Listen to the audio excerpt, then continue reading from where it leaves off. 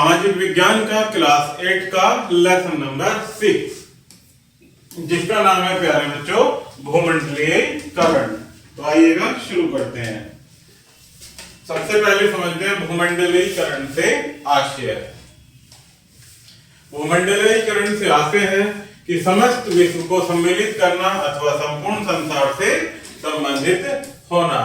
इसमें वे सभी बातें या क्रियाएं शामिल हैं जो समस्त विश्व से संबंधित हों। ऐसी क्रियाएं सामाजिक, सांस्कृतिक, आर्थिक तथा प्रौद्योगिक आदि क्षेत्रों से संबंधित होती हैं। भूमंडलीकरण की प्रक्रिया आर्थिक क्षेत्र में सर्वाधिक सक्रिय है। इस प्रकार विश्व के समस्त देश एक दूसरे के नजदीक आ रहे हैं। 15वीं शताब्दी में नए समुद्री मार्गों एवं नए प्रदेशों की खोज से आधुनिक भूमंडलीकरण की प्रक्रिया आरंभ हुई। इस प्रक्रिया को यूरोप में संपन्न हुई औद्योगिक क्रांति से बल मिला। व्यापार एवं उपनिवेशीकरण से भूमंडलीकरण का प्रसार हुआ, लेकिन वास्तव में इस प्रक्रिया में तेजी पिछली शताब्दी के अंतिम दशक में आई। इसे इंटरनेट और संचार की गतिविधियों ने तीव्रतम कर दिया है। आगे बढ़ते हैं भूमंडलीकरण की आवश्यकता। कोई भी देश अपनी सभी आवश्यकताओं की पूर्ति स्वयं नहीं कर सकता है, अतः उसे दूसरे देशों पर निर्भर रहना पड़ता है। इसी आवश्यकता के कारण अंतरराष्ट्रीय व्यापार का आरंभ हुआ, जो भूमंडलीकरण की दिशा में प्रारंभिक कदम था। लेकिन अब भूमंडलीकरण केवल व्यापार तक ही सीमित नहीं है, वह बहुआयामी हो गया है। हमारी दैनिक जीवन की अनेक आवश्यकताएं जैसे दवाएं, विद्युतीय सामग्री, मनोरंजन तथा आराम के साधन भूमंडलीय आकार के जाल के द्वारा हम तक पहुंचते हैं। उदाहरण के लिए किसी एक देश के पास कच्चा माल, हमारे दूसरे देश के पास प्रक्रिया का ज्ञान है तथा किसी अन्य देश में वस्तु का उत्पादन होता है। यह भी हो सकता है कि उस वस्तु के उत्पादन में किसी अन्य देश की पूंजी लगी हो। विश्व में विभिन्न भागों के लोग आपस में एक दूसरे से जुड़े रहते हैं। उनकी आपसी निर्भरता केवल वस्तुओं के उत्पादन तथा वितरण तक ही सीमित नहीं है, वरन वे शिक्षा, साहित्य एवं कला के क्षेत्र में भी एक दूसरे से प्रभावित होते हैं। इस प्रकार विभिन्न देशों एवं लोगों के मध्य लोक संस्कृति, व्यापार, यात्रा तथा निवेश आदि अन्य माध्यमों से भी अंतर क्रिया होती है, जो उन्हें भूमंडलीकरण की ओर ले जाती है। परस्पर निर्भरता के साथ ही भूमंडलीकरण से लोगों के मध्य की दूरियां भी कम होती हैं। एक देश अपने विकास के लिए दूसरे देशों पर निर्भर करता है। उदाहरण के लिए जापान अपने सूती वस्त्र उद्योगों के लिए मिस्र, भारत तथा अन्य देशों से कपास के आयात पर निर्भर है। काजू के अंतरराष्ट्रीय व्यापार में भारत एक अग्रणी देश है। वह अफ्रीकी देशों में अपने देश में उत्पन्न काजू पर निर्भर करता है। इतना ही नहीं, अमेरिका का सूचना प्रौद्योगिकी उद्योग भारत, चीन और अन्य देशों के कुशल इंजीनियरों पर निर्भर है। भूमंडलीकरण के कारण केवल पूंजी एवं वस्तुओं का ही नहीं, व्यक्तियों का भी संचालन होता है। आगे बढ़ते हैं भूमंडलीकरण का आरंभिक रूप। भूमंडलीकरण कोई नई चीज नहीं है। ईसा के 200 वर्ष से 1000 ईसा तक रेशम मार्ग पारस्परिक क्रिया और लंबी दूरी के व्यापार का उदाहरण है। यह मार्ग चीन से मध्य एशिया होता हुआ दक्षिण पश्चिम एशिया तक लगभग 6000 किलोमीटर क्षेत्र में फैला हुआ था तथा चीन और भारत पश्चिम एशिया का भूमध्य सागर क्षेत्र से जोड़ता था। इस मार्ग द्वारा वस्तुओं, विचारों तथा लोगों का आदान प्रदान भारत एवं यूरोप के मध्य 1000 वर्ष से अधिक समय तक होता रहा। यूरोप को एशिया की जानकारी इटली के मार्को पोलो के यात्रा वर्णन तथा चीन में उसके अनुभवों ने प्रदान की, जिसके कारण उनकी रुचि एशिया से व्यापार में बढ़ गई।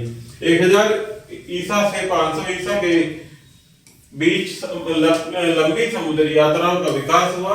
इसी दौरान हिंद महासागर में भी सामुद्रिक गतिविधियां बढ़ी। दक्षिण पूर्व एशिया और मध्य एशिया के बीच समुद्र मार्ग का विस्तार किया गया। भारत को उसकी धन संपत्ति के कारण सोने की चिड़िया कहा जाता था। इससे आकर्षित होकर यहाँ अनेक यूरोपीय व्यापारी आए। इसी समय चीन तथा यूरोप में बारूद, छपाई, कागज की मुद्रा, ताश एवं धमन भट्टी के आविष्कार हुए। इन व्यापारिक संबंधों ने आधुनिक भूमंडलीकरण का बीजारोपण किया। भूमंडलीकरण के आरंभिक वर्षों में यूरोप में भारत के वस्त्र, चीन का रेशम, यूरोपीय अफ्रीका व इंडोनेशिया के मसाले, जिम्बाब्वे का सोना, मलाया का टीन, एवं सोना, जावा का वाटिक व गलीचे तथा चीन की चाय व पोर्सलीन ने प्रवेश किया। कच्चे माल के स्रोतों को ढूंढने की यूरोप के लोगों की उत्सुकता ने यूरोप में आविष्कार युग का प्रारंभ किया। अतीत में आधुनिक भूमंडलीकरण भारतीयों, चीनियों एवं अरबों द्वारा स्थापित ढांचे के कारण ही संभव हुआ। आगे बढ़ते हैं आधुनिक भूमंडलीकरण। भूमंडलीकरण की आधुनिक प्रक्रिया में औद्योगिक विकास ने महत्वपूर्ण भूमिका का निर्वाह किया। इस प्रक्रिया में संयुक्त राष्ट्र, विश्व बैंक और विश्व व्यापार संगठन की स्थापना ने विशेष योगदान दिया। उपभोक्तावाद तथा निजी कंपनियों को देश से बाहर बाजार की उपलब्धता ने विभिन्न देशों को भूमंडलीकरण के विस्तार के लिए प्रेरित किया। भूमंडलीकरण मुख्य रूप से दो क्षेत्रों पर बल देता है, निजीकरण एवं उदारीकरण पर। निजीकरण एवं उदारीकरण से अभिप्राय है औद्योगिक एवं सेवा क्षेत्र की गतिविधियों से संबंधित नियमों में ढील देना तथा विदेशी कंपनियों का घरेलू क्षेत्र में उत्पादन एवं व्यापारिक इकाइयों को लगाने के लिए प्रोत्साहित करना। इसमें सार्वजनिक क्षेत्र की कंपनियों की संपत्ति को निजी क्षेत्रों की कंपनियों के हाथों बेचना भी शामिल है। द्वितीय विश्व युद्ध के पश्चात भूमंडलीकरण का आधुनिक स्वरूप प्रकाश में आया, लेकिन इस पर पिछले 25-30 वर्षों में विशेष ध्यान नहीं दिया गया। विकसित देशों के आसपास ही आधुनिक भूमंडलीकरण केंद्रित है। इन देशों में विश्व की मात्रा 20% जनसंख्या ही निवास करती है, लेकिन ये देश पृथ्वी के 80% प्राकृतिक संसाधनों का उपभोग करते हैं। नवीनतम प्रौद्योगिकी पर इन देशों का नियंत्रण है। विकासशील देश हथियार, पूंजी, प्रौद्योगिकी एवं कौशल के लिए इन देशों को राष्ट्रीय कंपनियों को मुख्य भूमिका निभाने की छूट प्रदान करता है एवं उनकी गतिविधियों को सरकार प्रोत्साहित करती है। बीते हुए कल तथा आज के भूमंडलीकरण में भी बहुत अंतर है। आज के भूमंडलीकरण में विनिर्मित वस्तुओं के अतिरिक्त कच्चा माल, प्रौद्योगिकी के साथ ही लोग भी शामिल हैं। पहले पूर्व के देशों की अंतर्राष्ट्रीय व्यापार में प्रधानता थी तथा उनकी वस्तुओं की मांग, ऊंचा मूल्य तथा सम्मान था, लेकिन आज स्थिति इसके विपरीत है। पश्चिम की वस्तुओं की मांग तथा सम्मान अब बढ़ गया है। आगे बढ़ते हैं भूमंडलीकरण के प्रभाव। विभिन्न देशों को भूमंडलीकरण ने अनेक प्रकार से प्रभावित किया है। विकसित तथा विकासशील देशों पर इसका अलग अलग प्रभाव पड़ता है। भूमंडलीकरण से विकसित देशों में रोजगार के अवसर कम हुए हैं। वहां की कंपनियां उत्पादन खर्च को कम करने के लिए विकासशील देशों में उत्पादन की इकाई लगाना पसंद करती है। यूरोप के विभिन्न देशों में बेरोजगारी एक समस्या सी बात हो गई है। इसके विपरीत विकासशील देशों में भूमंडलीकरण खाद्यान्नों और अन्य विनिर्मित वस्तुओं के उत्पादकों को आकर्षित एवं प्रभावित करता है। भूमंडलीकरण ने अनेक विकासशील देशों से वस्तुएं खरीदना आवश्यक बना दिया है, चाहे उन विकासशील देशों में उन वस्तुओं का पर्याप्त उत्पादन हो रहा हो। इसका स्थानीय उद्योगों पर प्रतिकूल प्रभाव होता है। आगे बढ़ते हैं विकासशील देशों पर भूमंडलीकरण के कुछ अन्य मुख्य प्रभाव जो कि निम्नलिखित हैं। तो पहला प्रभाव है प्यारे बच्चों, आर्थिक प्रभाव। भूमंडलीकरण से विभिन्न देशों में नवीनतम प्रौद्योगिकी, पूंजी एवं मशीनों का आगमन होता है। उदाहरण के लिए भारत का सूचना प्रौद्योगिकी उद्योग विकसित देशों में प्रयोग होने वाले कंप्यूटर तथा दूरसंचार यंत्रों का प्रयोग करता है। विभिन्न देशों की सरकारों को संसाधनों का निजीकरण करने के लिए भूमंडलीकरण प्रोत्साहित करता है। इसमें लाभ अर्जन के उद्देश्य से संसाधनों का शोषण होता है तथा कुछ लोगों के हाथों में ही पूंजी का संचय होता आता है।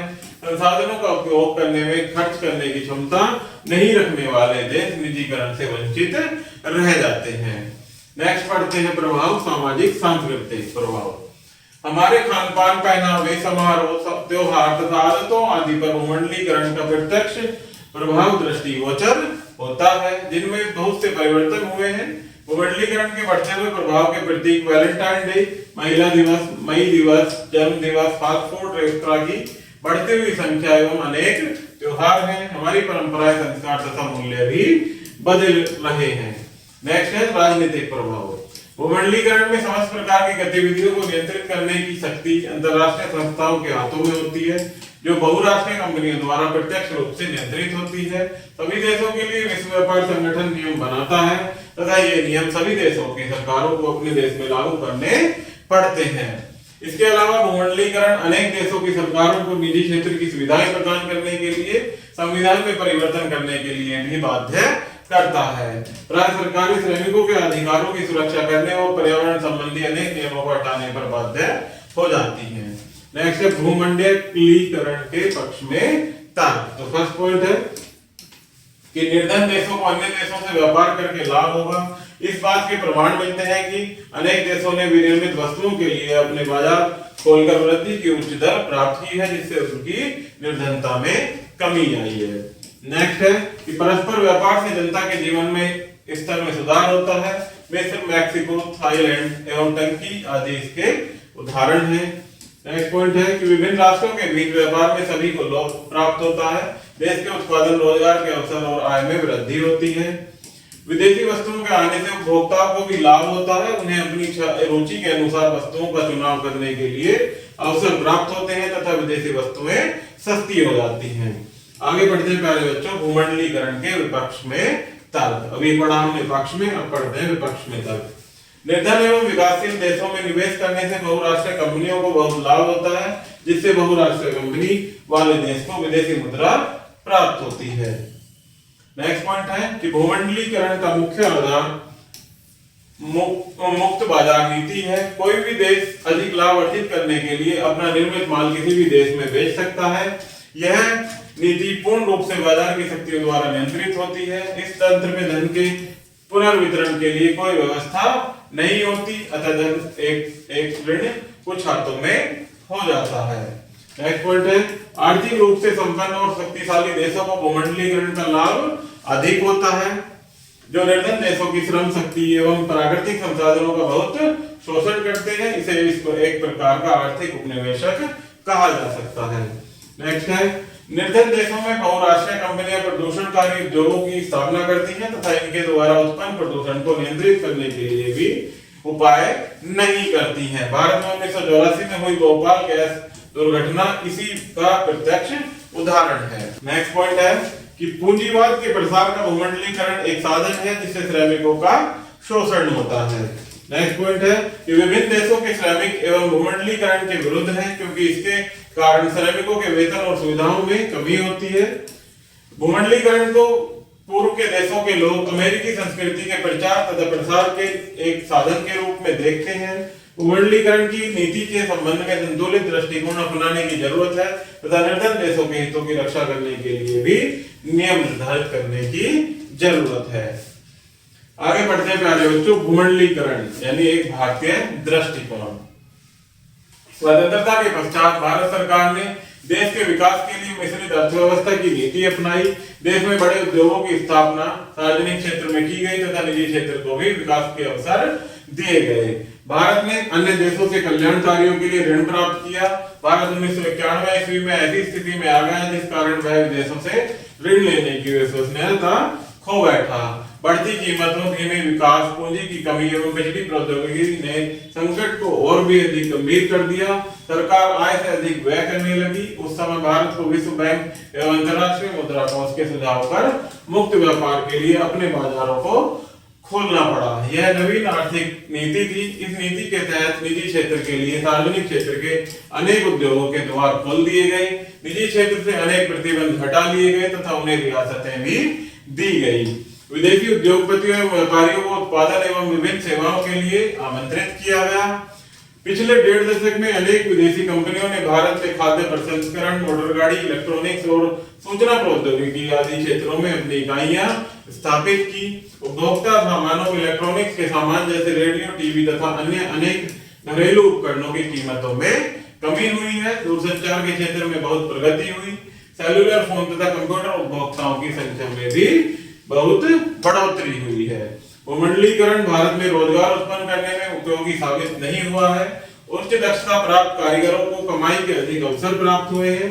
भूमंडलीकरण का लाभ कृषि के क्षेत्रों को भी नहीं मिला है। विद्युत तथा सिंचाई के उपकरण आदि स्रोतों में भूमंडलीकरण के लाभों की उपलब्धता की अभी प्रतीक्षा की जा रही है। भूमंडलीकरण एक ऐसी प्रक्रिया है जिसे पलटा नहीं जा सकता है। इसके प्रभाव विश्वव्यापी हैं। सभी देशों के विभिन्न व्यवहार एवं समस्याएं होती हैं, लेकिन हमें उज्जवल पक्ष की ओर ही ध्यान देना चाहिए। इसमें कुछ मुख्य बिंदु दिए गए हैं प्यारे बच्चों, आइए इनको पढ़ते हैं वन बाय वन। पहला है कि भूमंडलीकरण से सामान्य आशय है समस्त विश्व से जुड़ना। भूमंडलीकरण की प्रक्रिया आर्थिक क्षेत्र में सबसे अधिक सक्रिय है। समुद्री मार्गों की खोज एवं औद्योगिक क्रांति ने आधुनिक भूमंडलीकरण की प्रक्रिया में विशेष सहयोग दिया। विभिन्न देशों के लोग भूमंडलीकरण के कारण परस्पर जुड़ गए। संस्कृति, व्यापार, यात्रा एवं निवेश आदि से देश एक दूसरे पर निर्भर हुए हैं। भूमंडलीकरण की आधुनिक प्रक्रिया में प्रौद्योगिकी परिवर्तनों की भूमिका मुख्य है। भूमंडलीकरण उदारीकरण एवं निजीकरण पर बल देता है। भूमंडलीकरण के व्यापक रूप से सामाजिक, सांस्कृतिक, आर्थिक एवं राजनीतिक प्रभाव पड़े हैं। तो इस प्रकार से प्यारे बच्चों हमारा ये लेसन यही समाप्त होता है। आई होप कि आपको यह वीडियो जरूर पसंद आई होगी। धन्यवाद।